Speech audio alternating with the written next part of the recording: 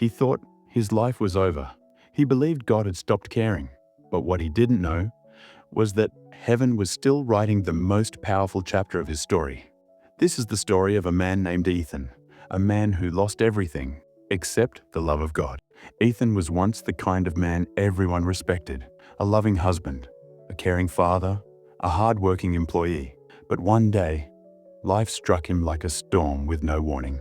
He lost his job, his savings vanished, debt crushed him, and worst of all, his wife left him saying, "I can't live this miserable life anymore."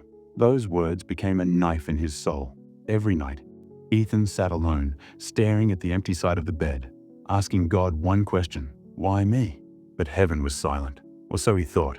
Days passed, weeks passed, months passed. People who once admired him now crossed the street to avoid him. He stopped going to church, stopped praying, stopped believing in anything.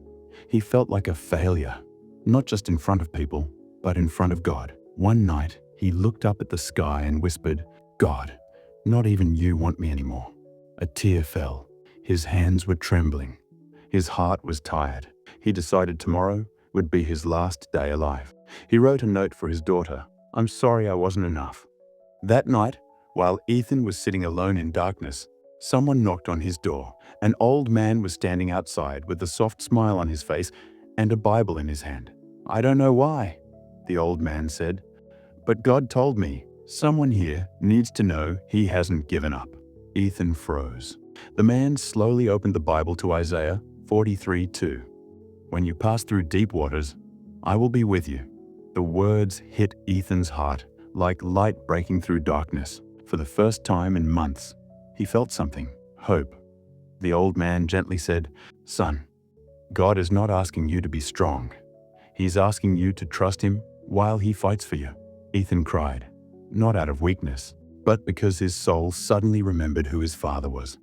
He ripped the goodbye note apart. He wasn't done yet, because God wasn't done with him. The next morning, Ethan woke up with a new decision. I will not give up. He applied for jobs again, and again, and again. Rejected, ignored, rejected. But he prayed this time. He believed this time. Then one day, a company called him. They said, "We don't want just a worker. We want a leader like you." He got the job. A better one than before. Slowly, life returned. His daughter visited more often. He laughed again, smiled again, dreamed again. People asked him, "How did you survive that dark time?" He would simply reply, "I didn't survive. God carried me." Years later, Ethan stood in church giving his testimony.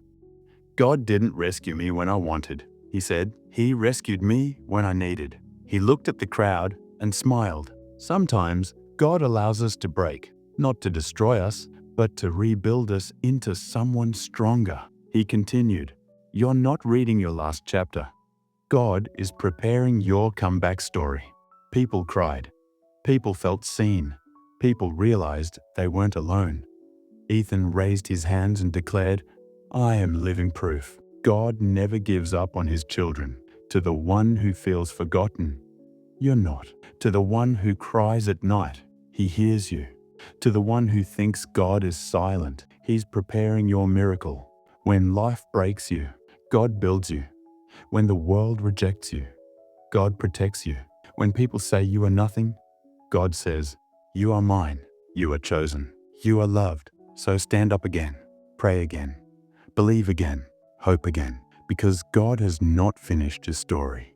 Your best chapter is still being written. Don't close the book.